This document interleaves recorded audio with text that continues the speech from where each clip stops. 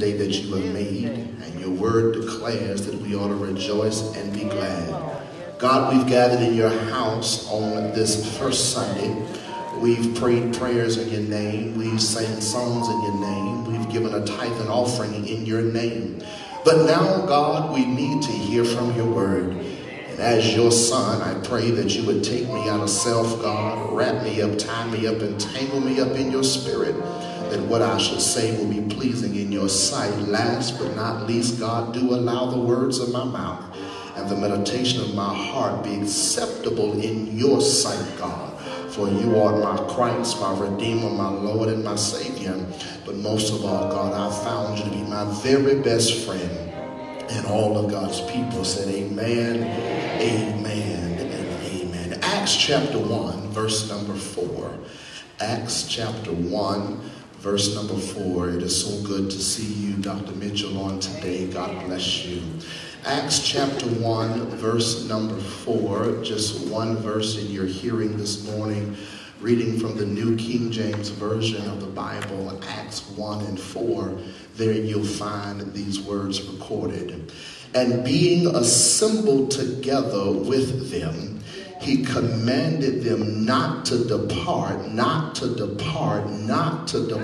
from Jerusalem, but to wait for the promise of the Father, which he said, you have heard from me. Amen. You may be seated in the presence of our God. I want to preach just a little bit this morning, a post-Easter sermon, if you will, from the idea what to do while we wait. What to do while we wait. And being assembled together with them, Jesus, being he, said, commanded, stressed to his disciples, do not leave Jerusalem. But what I want y'all boys to do is I want you to wait here until the promise of the Father comes. This itty bitty word wait in the biblical sense, it carries, Minister Martin, the idea of confident expectation or hope. For God alone, Psalm 62 says, for God alone my soul waits in silence, and my hope is from God. Patience really is not a virtue in this modern day society, because it seems as though we live in an instantaneous society. We want things quick, fast, and in a hurry. Everything is rush, rush, rush. We don't like to wait in traffic. We don't like to wait in line at the grocery store. We don't like to wait in line at the airport. We don't really like to wait till pastor gets to the time of preaching. We want service to move quickly because we're in such a rush in this modern day society that we really don't like to wait. We don't even like to wait for the computer to boot up and it to come on. If it doesn't boot up quick enough, there must be something wrong with the computer. If you're like me and you are an iPhone user, you favor iPhones because they're supposed to work faster and quicker than an Android. We don't like to take our time anymore. We want to rush through everything we do. When we clock in on our jobs in the morning, we can't wait for 5 o'clock to get here because we're in a rush to get off work. When you get off work, you're trying to beat the rush hour traffic. You're trying to rush home so you can prepare dinner for your family. You're trying to rush through dinner so you can help the children with homework. We're trying to rush through homework so you can get everybody bathed, get clothes ironed, get in the bed so you can prepare to rush again the next day. I'm guilty. I am guilty of what I call rush and hurry syndrome. So often people talk about having their plates full, but living in the fast lane, not having enough hours in the day. Just the other night I got home and I told my wife, I said, baby, there's really not enough hours in the day because there are more things I did not get done than the things I did. Yes, we have a fear of slowing down because we're afraid that the world will fall apart if we don't slow down. But the truth of the matter is, one day everything will come to a cease. You rush through life, you rush through this, you rush through that, but one day your rushing days will be over. This idea of hurry syndrome, Minister Vandiver, as I call it, is prevalent among highly motivated, achievement-oriented individuals. Dr. Mitchell, it often sets in around the age of 30, and it really gets worse as years go by. A Dallas doctor said that there are many physical ailments that are attached to this rush or hurry syndrome. You have ushers, you have ulcers, you have high blood pressure, you have tension headaches, high cholesterol, lowered resistance to disease and sickness, and eventually you'll end up having a stroke or a heart attack. But what he does not say is that it also causes anxiety. It can cause a frustrated spouse, neglected children, a deteriorating spiritual life, and even a short temper. You do more work, you work harder, you run faster, but then you wind up in an early grave, all because you simply don't want to wait. Truth be told, most of your life is waiting.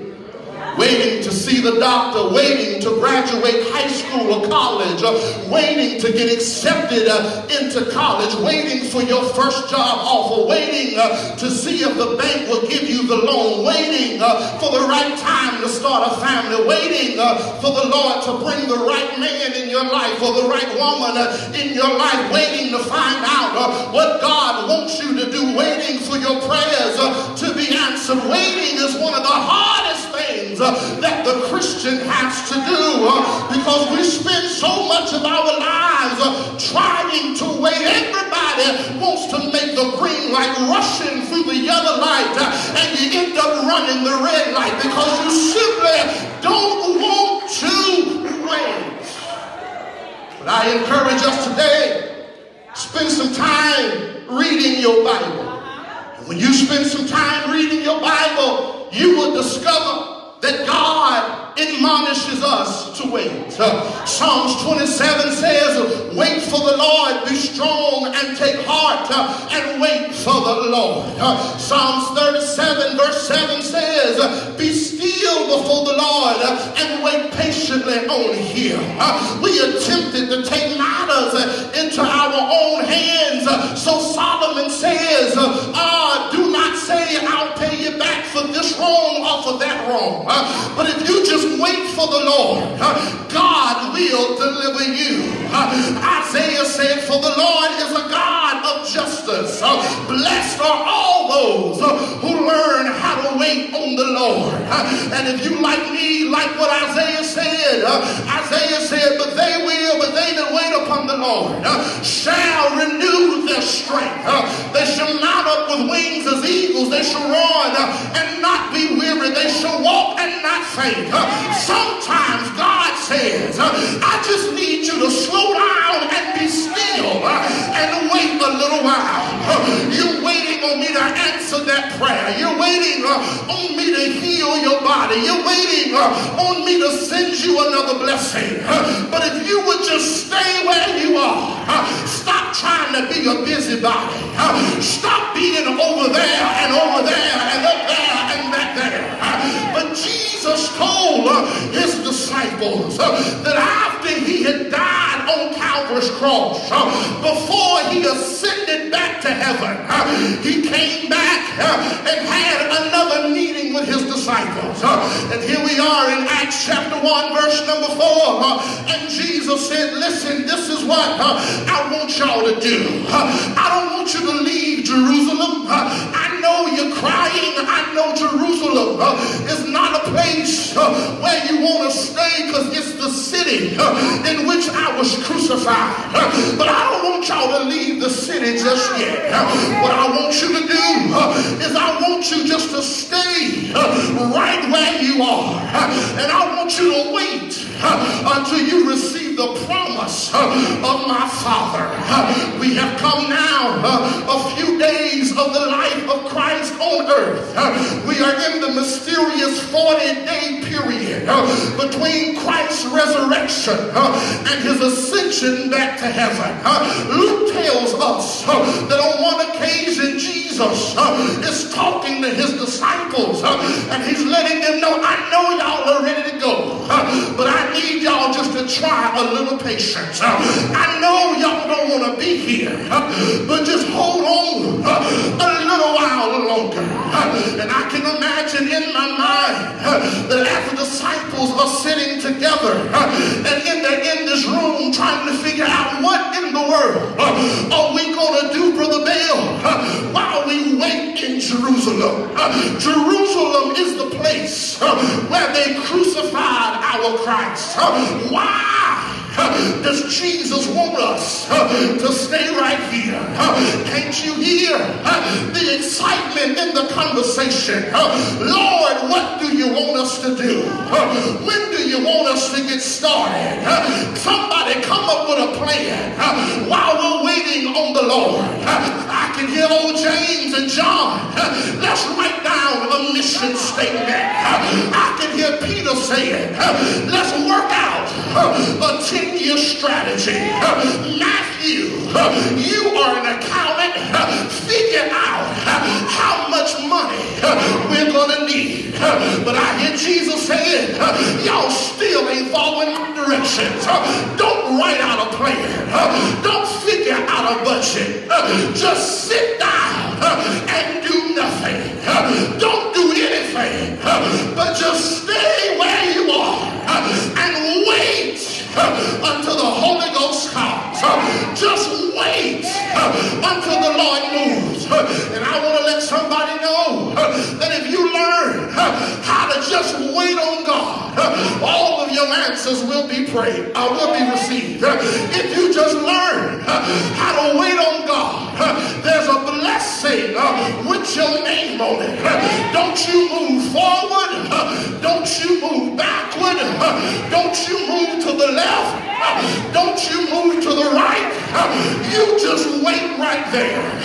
Y'all remember the movie Color Purple, don't you? When Hoppo broke Sophia home and she was talking to Mr. and her and Mr. got into an argument. Mr. looked at Hoppo and said, Hoppo, don't you move one step. Can I tell y'all something? Jesus is telling us, no matter who's talking around us, don't you move one step. You just stay right where you are.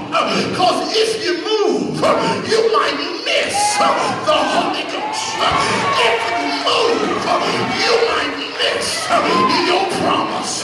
If you move, you might miss your blessing. But just wait right now.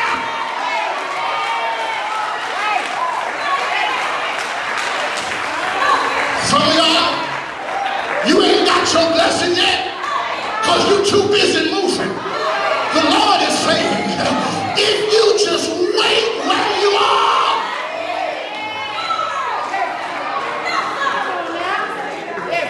don't you leave Jerusalem, but wait until the promise comes. Notice, if you will, Jesus tells them to wait. He did not say how long. He just said wait. He didn't say, he didn't give them a time limit. He just said wait. Y'all, if you don't mind, let me give you a few insinuations and we'll get out of here. Because I got to rush, because I got another funeral.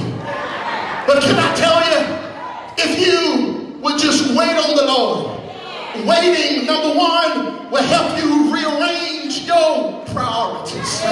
Some of us, our priorities are all out of whack. And the Bible says Jesus commanded the disciples to wait in Jerusalem. He didn't say depart from Jerusalem, but stay right there. And if all was here last year, about the same time, I preached a sermon from Luke chapter 24 that said tarry until. And Acts chapter 1 verse number 4 comes from Luke chapter 24.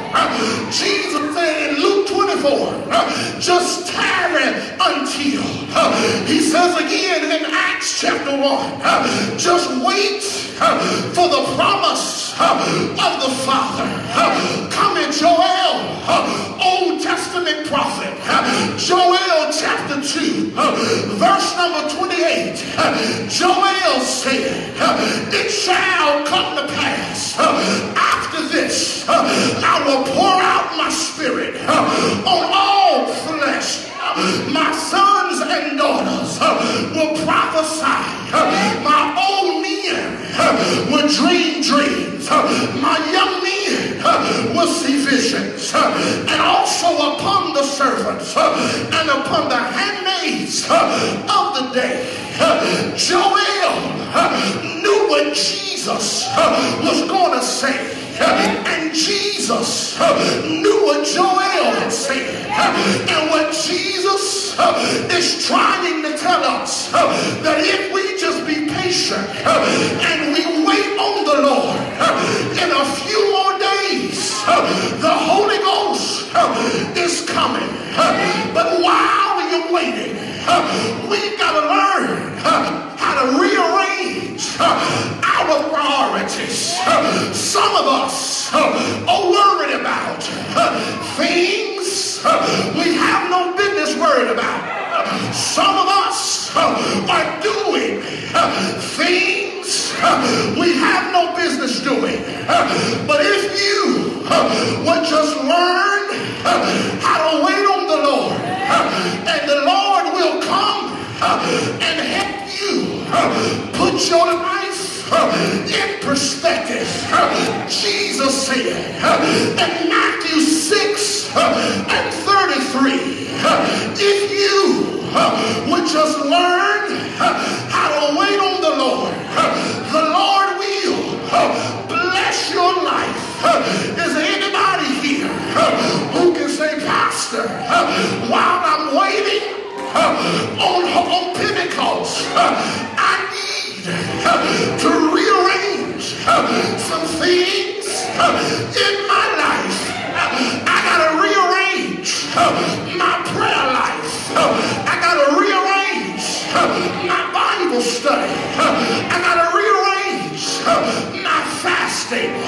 But seek ye first the kingdom of God and his righteousness, and all things will be added unto you. While you wait on the promise, rearrange your priorities. But while you're waiting and you're rearranging, the second thing is you need to know that in the rearrangement room, the Lord will step in and test your faith every now and then.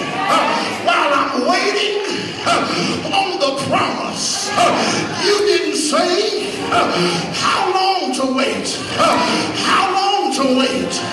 but I gotta wait in the midst of my sickness.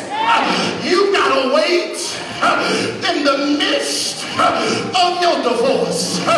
While you're waiting and while you're praying, you're trying to figure out while the devil keeps on messing with you, but the devil is messing with you, because the Lord has assigned him to this season of your life. But they that worship me must worship me in spirit and in truth. While I'm waiting, I'm gonna pray that my faith fail not.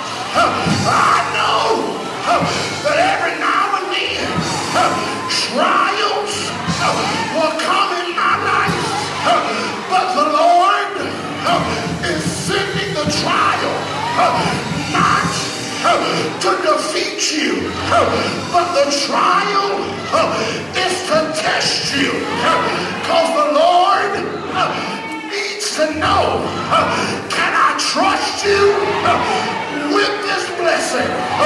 Can I trust you with this promise? I wish I could preach it how I feel it, but the Lord is telling us, just stay where you are. Rearrange your priorities. You gotta go through the testing of your faith. Come in, Job. Job said, I walked through the fire, but when I came out as pure gold. But while I was in the fire, while I was in the storm, while I was in the divorce, while I was in the hospital, the Lord was stirring in me. He was testing my faith. But as soon as the testing is over, I will come forth as pure gold. Y'all, I gotta get out of here. But there's one more thing that I see in the text. While I'm waiting, I gotta rearrange. While I'm waiting, I gotta know that my testing of my faith will come. But while I'm waiting, it purifies my motives. Jesus said, just wait till the promise comes your way. Can I tell somebody, in just a few more days, the promise will come. In Acts chapter 2, the Bible said that on that day they were in the church on one accord. They were praying and praising God, and the Lord allowed a great cloud to come that day while they were praying and while they were praising. They weren't fighting with one another, but on that day I believe that somebody said, wow, we're waiting, just maybe while we're waiting on the Lord, just maybe we ought to start praying. Just maybe we ought to start singing a hymn. And the Bible said that while they were praying, they was on one accord, and the Holy Ghost fell in that room. And on that day, over 3,000 souls came to Christ. I just came to encourage you. Don't move from where you are, but just wait on the Lord.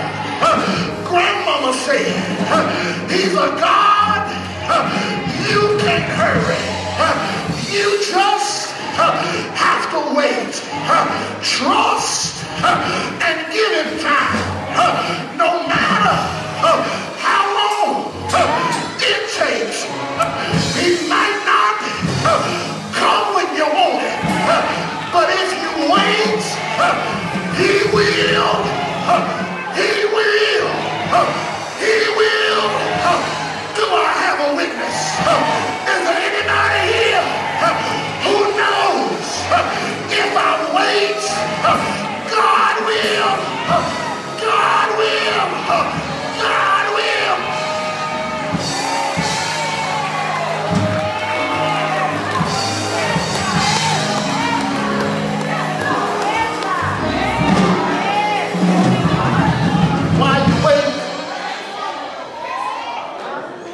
While you wait,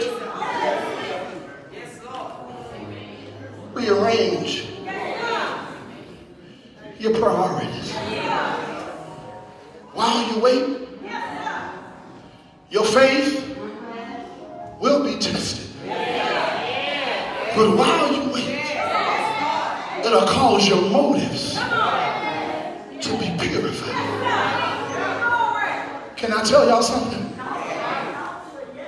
While we're waiting for Pentecost to come, some of us need to go into the melting pot of life. Because you got some impure motives. You got some impure thoughts. You're trying to control things you don't have no business trying to control.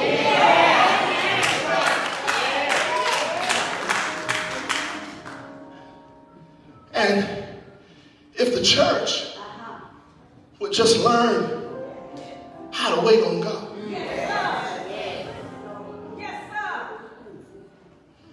And to make sure that it was no miscommunication. Notice what Jesus said.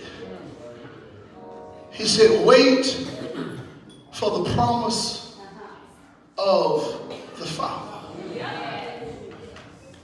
Why would he say that? Because some of us have been promised stuff by people who cannot fulfill the promise.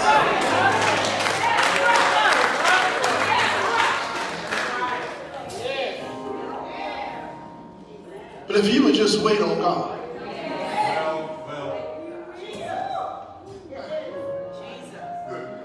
Pastor, I'm just waiting on my Boaz. Stop waiting on him and wait on God. Pastor, I'm waiting for my Naomi. Stop waiting on her and wait on God. Because if you're waiting on him, he probably not what you need. And if you're waiting on her, she ain't what you need. But because the Lord knows what you need, he'll send you who you need in the time that you need him. If you just wait on God. Stop trying to rush God. You can't rush him. You can't rush him. You can pray all you want to. He's not going to move until he gets it.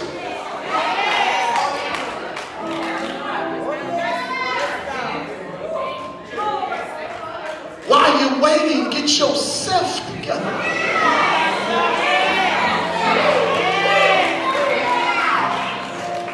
While we're waiting, look in the mirror at yourself. While you're waiting, rearrange things in your life so you can receive the blessing.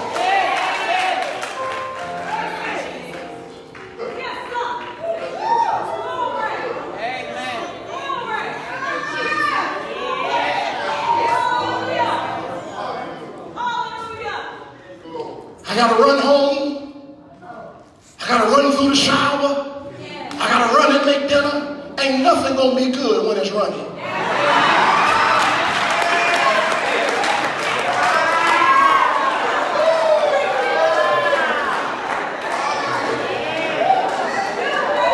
That's why stuff in the microwave don't taste as good as stuff that was cooked in the stove.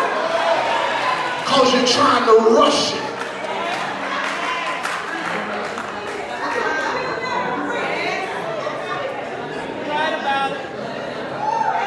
Trying to run through it. You can't enjoy nothing when you're trying to run through it. Wait wait until the Lord sends the promise that he promised you. Just wait on God. Stop trying to rush stuff. Oh, God, why can't I move beyond where I am? Because God is telling you to wait and rearrange some stuff.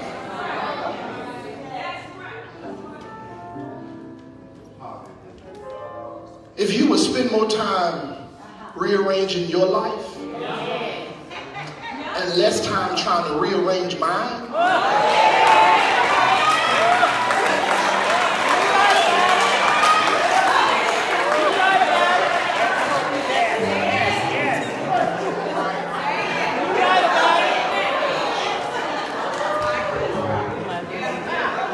I got this over here.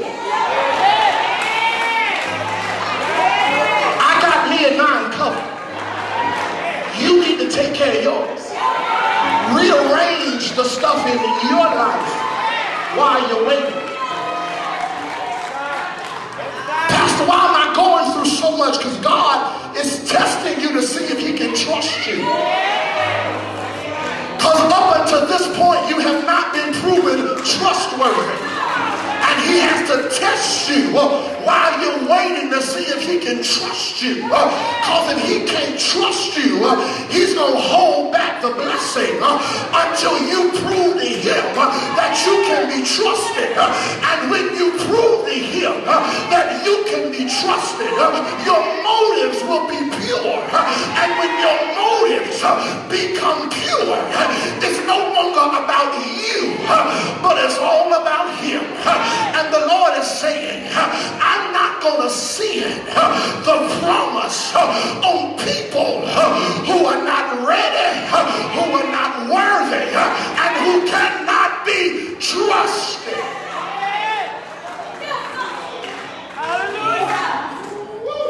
When you give people stuff that they cannot be trusted with, they mismanage it. You talk to somebody, I promise y'all I'm through. You talk to somebody and they always have an excuse. They can't be trusted. They always trying to shift the blame.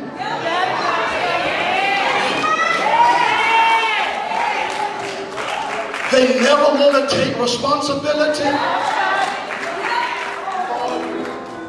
When the Holy Ghost comes, they're going to be sitting down just looking like,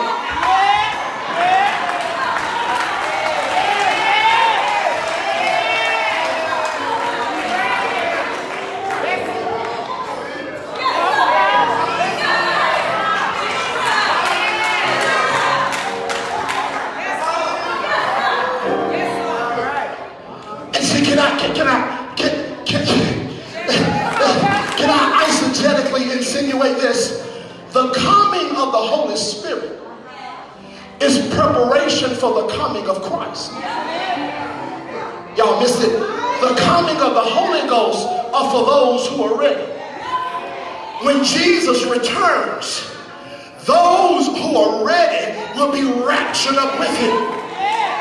But those who are not ready and cannot be trusted, you will be standing beside a trustworthy person. But because you can't be trusted, the person beside you will be raptured out of here. And you will be left to wonder what happened. God is saying you can't be trusted. Your motives ain't right. While we're waiting on Pentecost in just a few more Sundays, Jesus is giving us time to reflect back on what he has already brought us through. He's given us time to rearrange some stuff, to go through a testing of our faith, but to have our motives purified. I wonder, when Pentecost gets here, will God find you trustworthy of his blessing? I can't answer the question for you, but I suggest to you the same thing Jesus suggested to his disciples. Stay right where you are.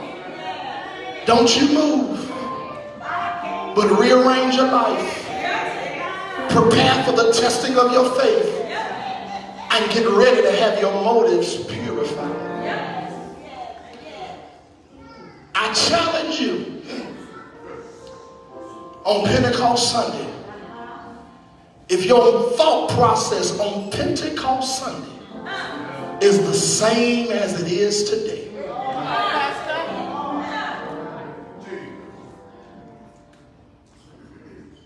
I'm going to leave that there. Go ahead.